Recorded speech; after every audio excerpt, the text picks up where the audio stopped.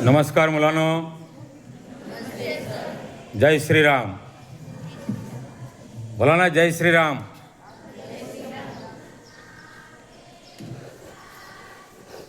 हिंदू संस्कृतीनुसार जे आराध्य दैवत मानलं जातं ते म्हणजेच राम.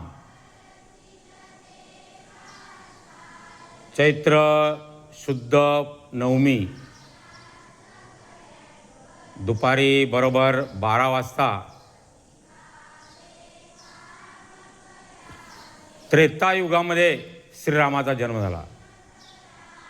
युग अनेक गेलेले आहेत. त्रेतायुग, द्वापरयुग आणि आता कोणतं चालू आहे? कलियुग. त्याच्या अगोदर सत्ययुग. सत्ययुगानंतर त्रेतायुगात वाल्मिकी रामायणामध्ये वाल्मिक ऋषींनी रामायण या कथेचं लेखन केलं. आपण इतिहासामध्ये काही गोष्टी वाचतो की छत्रपती शिवाजी महाराजांना त्यांची आई रामायण, महाभारत यांच्या गोष्टी ऐकवत होते की नाही. मग रामायणामध्ये मर्यादा पुरुषोत्तम ज्याला म्हटलं जातं राम, याची माहिती दिली आहे.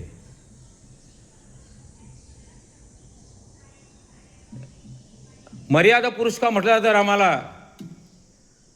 की यांना जीवनामध्ये अनेक संकटे आली तरी त्यांनी दुःख केलं नाही, दुःख सहन केलं, दुःख मानलंच नाही.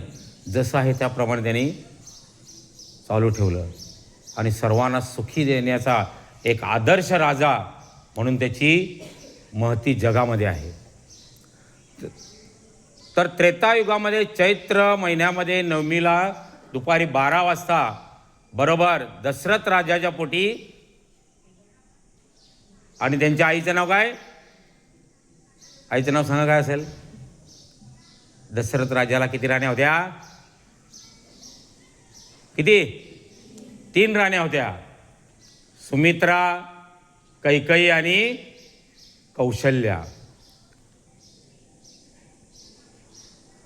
तर कौशल्याच्या पोटी राम, कैकेयीच्या पोटी भरत आणि सुमित्राच्या पोटी लक्ष्मण आणि शत्रुघ्न, असे किती पुत्र होते? 4. सर्वात मोठा राम. पण बघा नीती कशी असते. त्या काळात असं झालं की देवासुर संग्रामात, देवासुर संग्राम म्हणजे देव आणि राक्षसांचं युद्ध त्या काळात चाललेलं, आणि राजा दशरथाने देवांच्या बाजूने लढाईसाठी उतरले युद्धामध्ये. पण युद्ध होत असताना दशरथ राजाचा जो रथ होता त्याच्यात चाक हे सैल झालं आणि त्याच्यामुळे रणांगणात लढाई करणे अशक्य झालं. दशरथाचा प्राण जाईल. अशा वेळेस कैकेयीने आपल्या हाताने जे रथाचे चाक आहे ते सरळ केलं, म्हणजे तिथे बोट घालून. तसे आपले बघा बैलाला, बैलगाडी माहिती आहे ना तुम्हाला, त्याला चाकाजवळ अशी त्याला काय खान खिली सांगतात. तुम्ही काय सांगता त्याला? ते चाक बाहेर येऊ नये म्हणजे. आणि अशा प्रकारे सैलाने तिथे बोट घालून ते मग चाक थांबवलं आणि शेवटी दशरथ राजाचा विजय झाला. म्हणजे ते प्राण वाचवला. आणि त्या काळात मग त्यांनी सांगितलं, राजाने सांगितले की कैकेयी माग, तुला जे 2 वर मागायचे असतील ते, आणि त्यावेळेस मी वेळ आली तेव्हा मागेन. आणि मग शेवटी मगाशी बोललो की नीतीने का असं, जेव्हा उद्या राजा दशरथ रामाला सिंहासनावर बसवलं जाईल, राजा होणार, त्याचा चांगला प्रकारे स्वागत होणार. आणि त्याच वेळेस सावत्राईने कैकेयीने 2 वर मागून घेतले की रामाला काय पाहिजे? वनवास. आणि गादीवर कोण बसेल? कोण? तिचा पुत्र भरत. अशी पुढची स्टोरी मोठी आहे. आणि मग 12 वर्ष वनवासाला गेले सीतामाईला घेऊन, लक्ष्मण सावत्रभाऊ त्याला घेऊन, आणि रामायण मग मोठं हे झालं. कारण त्या काळात रावण जो राजा होता श्रीलंकेचा, त्याने फार त्रास दिलेला. पूर्ण देवानं सुद्धा बांधून ठेवलेलं असं म्हटलं जातं. आणि म्हणून त्याचा नायनाट करण्यासाठी विष्णूने 7वा अवतार घेतला. तो कोण? रामाचा अवतार. जेव्हा जेव्हा पृथ्वीराशी अधर्म वाचतो, संकट येतात, चांगला मार्ग होत नाही, जे राक्षस आहेत म्हणजे अधर्माच्या मार्गाने जाणारे, त्यांचा नायनाट करण्यासाठी एकूण विष्णूने 9 अवतार घेतले. पहिला मत्स्य, कुरुम, वराह, त्याचप्रमाणे बळी, परशुराम, आणि 7वा जो अवतार होता तो कोणाचा? रामाचा. 8वा श्रीकृष्ण, आणि 9वा आता अवतार आहे हा कल्की. कल्की म्हणजे द्वेष निर्माण करणारा, भांडण निर्माण करणारा. म्हणून शेजारी शेजारी भांडण करतात, चांगली लोक वागतात का आता? तर आता प्रत्येकाच्या डोक्यात काय गेलेलं आहे? कल्की गेलेलं आहे. आणि म्हणून चांगली लोक वागत नाही. पूर्वी सत्ययुग होता. आणि हा 7वा अवतार म्हणजेच राम. आता रामाबद्दल सांगायचं तर मग त्यांनी नंतर लंकेत जाऊन रावणाचा नायनाट केला, पुन्हा आलं आणि अयोध्येचा राजा झाला. मग असा हा राम हा मर्यादा पुरुषोत्तम आहे, सर्व जनतेला हित साधणारा, चांगल्या प्रकारे वागणारा, कुणालाही त्रास न देणारा, आणि म्हणून त्यांना मर्यादा पुरुषोत्तम म्हटलं जातं. मग या दिवशी बहुतेक ठिकाणी आपल्या अयोध्येला रामाचं मंदिर मागच्या वर्षी झालं ना मोठं श्रीराम मंदिर. अयोध्या, नाशिक, पंचवटी इथे सुद्धा जेव्हा वनवासात गेले तेव्हा राम कुठे राहिलेले? पंचवटीला. आणि तिथेच ते एक मारीच राक्षस मारीच नावाचं हरण, जे एकदम सोनेरी आणि राक्षसाचं रूप घेतलेलं. आणि मग सीतामाई सांगितलं की मला याचं काय पाहिजे? याचं कातडं पाहिजे आणि त्याच्यापासून मला चोळी शिवायची.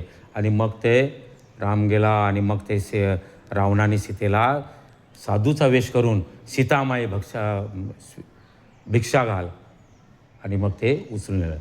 तो पुढचा मोठा रामायण. तर अशा प्रकारे उद्या हा रामाचा जन्मदिवस आहे.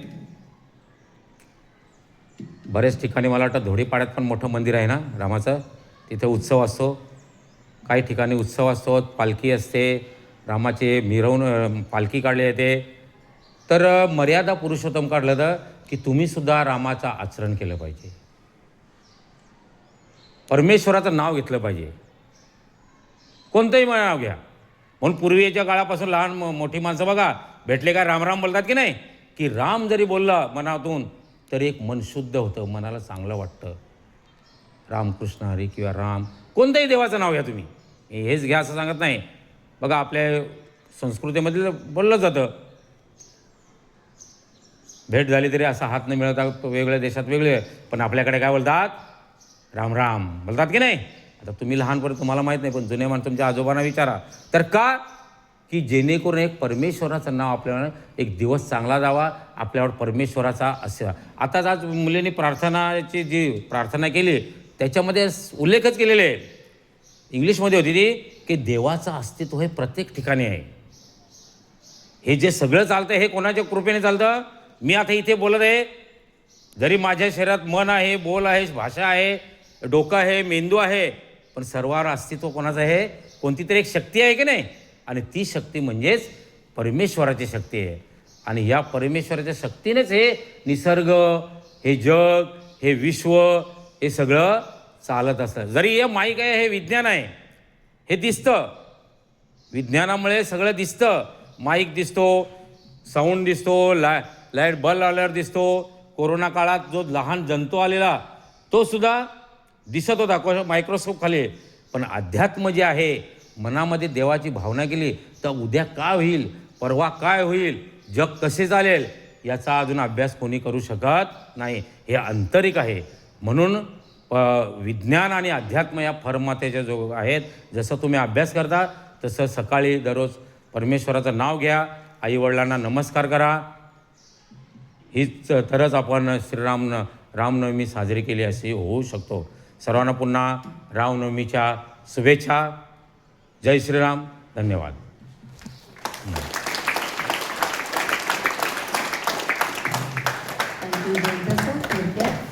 चांगल्या प्रकारे माहिती तुम्ही दिलेली आहे. तर आपल्या सर्व हिंदू विद्यार्थ्यांसाठी आणि सर्व शिक्षकांसाठी रामनवमीच्या विशेष शुभेच्छा, हार्दिक शुभेच्छा. आता सण उभं राहायचं आहे. आणि महत्त्वाची सूचना, एकदा का तुम्ही शाळेत आल्यावरती तुम्ही ह्या कॅम्पसमधून